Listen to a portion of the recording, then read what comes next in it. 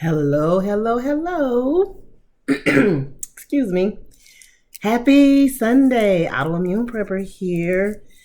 I certainly hope everybody is having a great Sunday so far. If you're new to my channel, I like to say welcome.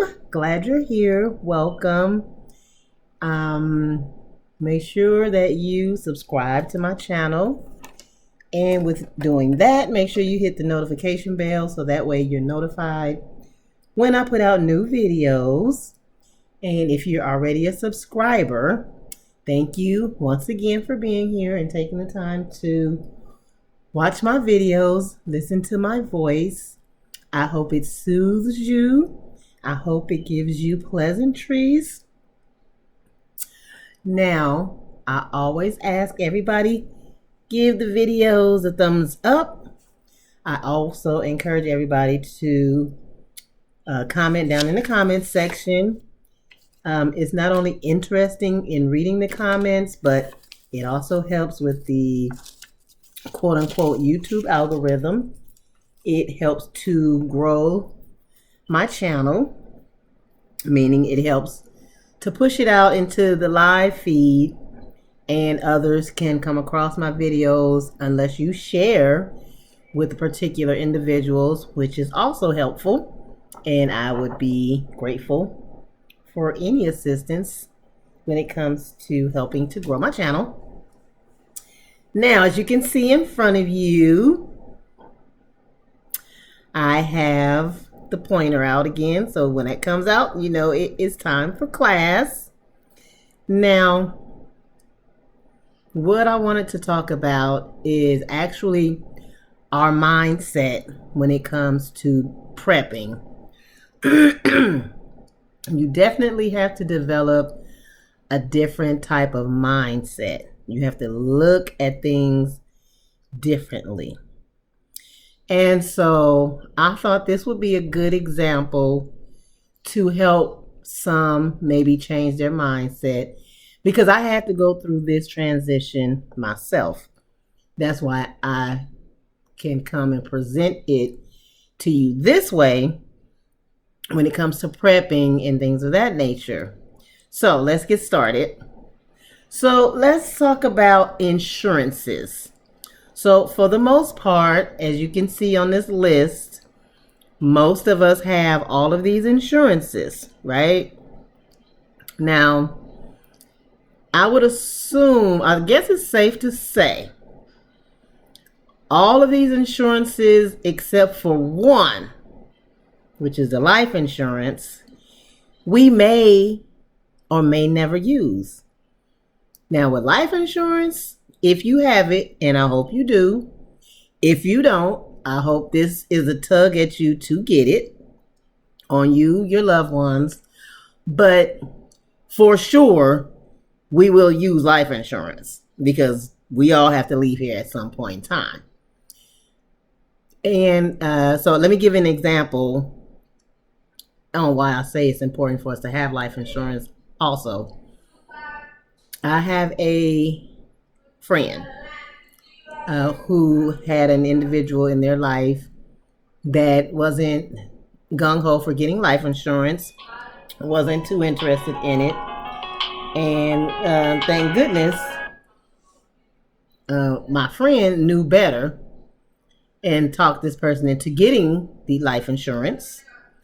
And unfortunately, the individual passed away a few weeks ago. So it's very important that you have life insurance to cover whatever expenses you need when that time comes. So I just wanted to share that story real briefly. Now, on to other insurances. Those who own homes, you should have homeowners insurance. If you're a renter, you definitely should have renter insurance. Now, quick story about renter's insurance. Many, many years ago, when I was much younger, and I had an apartment, I didn't know anything about renter's insurance, right?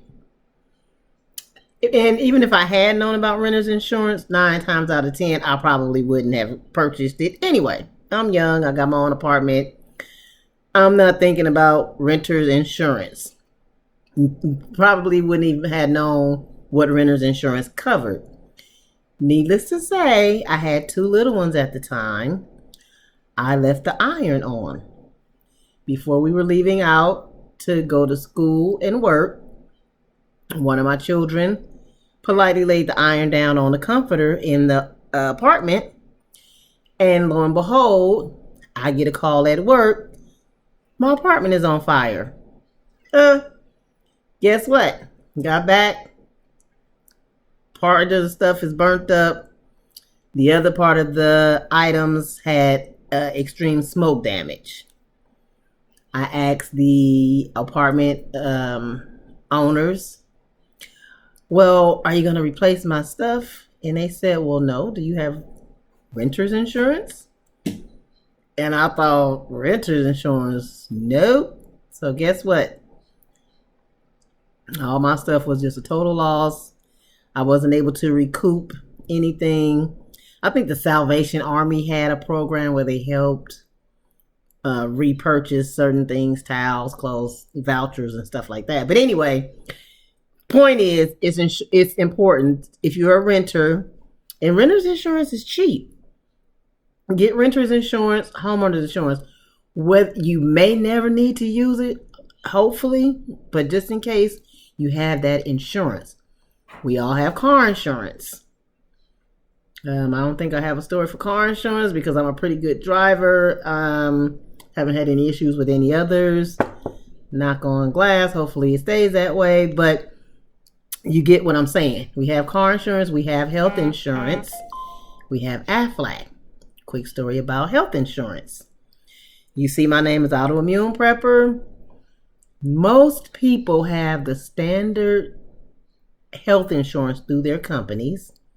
They don't get the extended plans that companies offer. Some companies offer, like Aflac and maybe some other programs. Thank goodness. I was under Aflac. I had additional Aflac insurance coverage over me. And guess what? We had to use that. When I got diagnosed with the autoimmune illness, it was a serious illness. I had to use Aflac twice. I had a slight heart attack a year after I was diagnosed with the autoimmune illness, and Aflac came through. That insurance came through. No problems.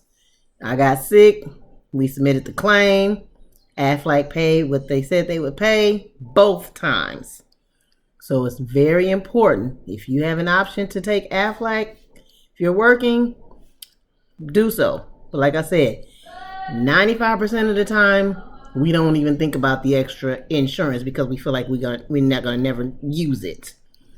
But life throws curveballs, and you just never know. Travel insurance. A lot of people, they travel. Some people get travel insurance. Some people don't. 9 times out of 10, you will never need it. However, if your luggage gets lost or whatever happens during travel, you would have travel insurance in place to help you out. Pet insurance. Some people have pet insurance. Some people don't. But it's good to have if your pet gets really ill, needs a surgery or something. You have a pet insurance policy in place. May or may never have to use it, but it is an insurance.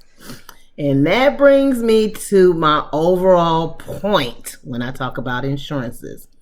We have to look at prepping as an insurance policy. I've heard other YouTube content creators that are preppers, have been prepping for a long time, refer to this as an insurance policy. And when you think about it, it's so true. We're prepping, we're putting food away. We're not just prepping for the end of the world. Actually, we're not prepping for that at all. We are prepping for issues like if you have a health crisis or job loss or many things that are going on in today's climate. And prepping, having extra food, extra water, things that you and your family like to enjoy stored away for a rainy day, is like an insurance policy. Hopefully, you don't experience a health crisis or a job loss or any type of transition to where you need to cash in on your prepping insurance policy. But at least the good thing is you will have it in place if you ever needed it. Having preps, having all the things that you need in a little storage area, as much as you can stand to store away, it is much better than having your money in the bank. Because if you're paying attention to what's going on nowadays, today, food is high, we're in inflation or hyperinflation or whatever is going on. You're in the stores. I don't know what area you live in. Some stores are short on certain items. Shelves are empty, I guess, in certain areas. I cannot say that that is the case where I am. Stores are full. We have plenty of product. But you better believe any extra dollars, any extra change I have, I am putting it to my preps. I'm adding it into my insurance, my prepping insurance policy. It is my insurance policy to have extra Gatorade when I see it on the shelves, extra sweet tea, extra water, extra whatever it is we like to enjoy, put away. Because I don't need to sit there and look at those dollars as they're actually withering away on what you can purchase with them. So I take my extra dollars when I have them and I add it to my prepping insurance policy. And we will have what we need. Now, if we never need to use this insurance policy, like pet, travel, health, or car, or homeowner's insurance, excellent. Good. But at least we will have it if we need it. You know what's the saying? It's better to have and not need, rather to need it and not have it. So anybody, I'm talking to you that's on the fence about prepping, or, like I said, change your mindset. Don't just look at it or think of it as prepping. Think of it as, okay, I have an extra insurance policy that I need to get to cover myself and my family. Just in case any life-altering extreme changes happen, we'll be okay for a year, 6 months, 3 months, wherever it is you need to start. But just get started. But change your mindset. Don't just look at it as, oh, it's prepping, or it's hoarding, or that's just doing too much. Or don't let people get in your head and discourage you from doing it. Stop talking to a lot of people. People will discourage you. People will make you think that you are the one crazy. You have to stand firm. You have to change your mindset, and you have to know that this is the right thing to do. We are not telling you anything wrong. I can see if we were leading you down a wrong path, but we're not. We're just sharing information and ideas and suggestions. We're not telling anybody what to do. Let me be clear. We share what we are doing, and we're not leading anybody down any wrong paths.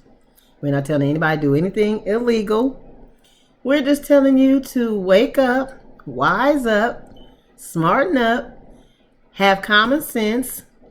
Don't be Beavis and Butthead.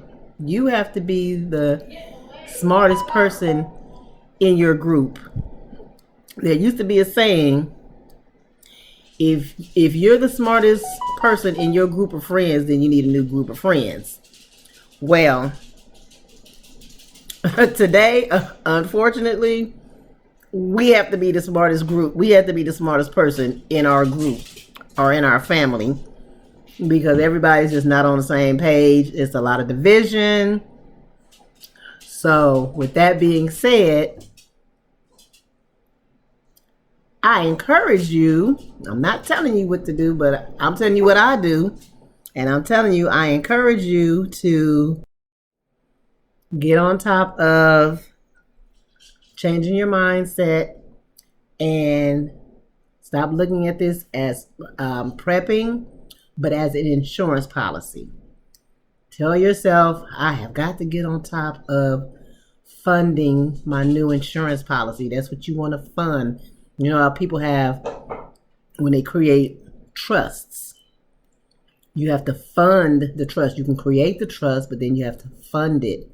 So you're going to fund your prepping insurance policy with your extra food, water, things you like to save, whether you're going to learn to vacuum seal some things and freeze them, or whether you're going to learn to pressure can, or whatever it is you're going to do, or just going to get canned goods and stock them real nice and neat somewhere. But you're going to fund your insurance policy. Or if you want to look at it as a trust, you want to fund the trust.